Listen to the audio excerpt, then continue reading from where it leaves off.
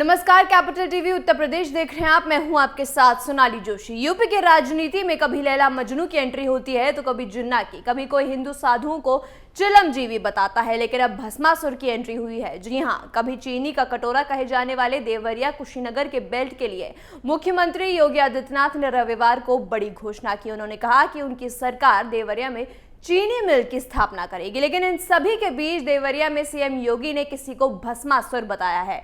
कौन है यूपी की राजनीति का भस्मासुर? चलिए बताते हैं आपको इस रिपोर्ट में।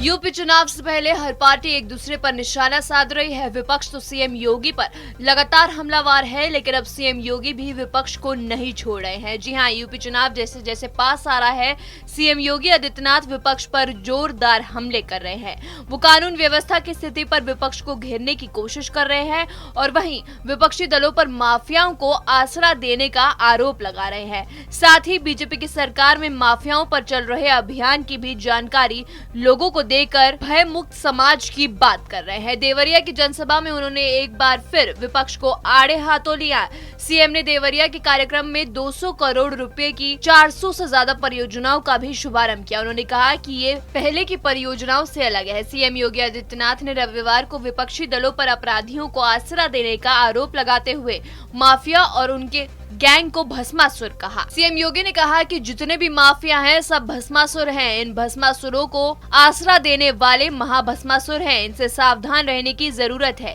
जितने माफिया हैं वो सब भस्मासुर हैं। इन भस्मासुरों को जो पालेगा वो अपने विनाश का ही रास्ता तैयार करेगा। सीएम योगी ने लोगों से कहा कि भस्मासुर को आसरा देने वाले लोग महाभस्मासुर हैं, इसलिए इनसे सतर्क और सावधान रहने की जरूरत है।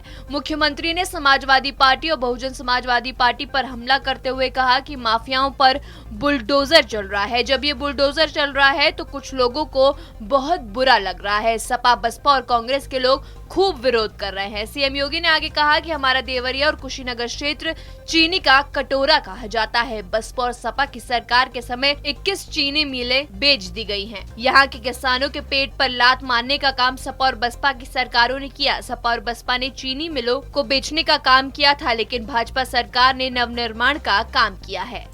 उत्तर प्रदेश के मुख्यमंत्री योगी आदित्यनाथ ने रविवार को विपक्षी दलों पर अपराधियों को आसरा देने का आरोप लगाते हुए कहा कि जितने भी माफिया हैं सब भस्मासुर हैं और इन भस्मासुरों को आसरा देने वाले महाभस्मासुर हैं। इन्हें सावधान रहने की जरूरत है। सीएम योगी का साफ निशाना विपक्ष की ओर था, क्योंकि पहले की सरकारों में माफियाओं को पाला जाता था और सीएम योगी की सरकार में इन माफियाओं पर योगी का डंडा चला। तो अब यूपी की राजनीति में पहले जिन्ना की एंट्री हुई, फिर लैला मजनू की, उसके बाद अब एंट्री भस्मासुर की भी हो गई है। इस खबर में मेरे साथ इतना ही। उत्तर प्रदेश की तमाम खबरों के लिए देखते रहिए कैपिटल टीवी उत्तर प्रदेश।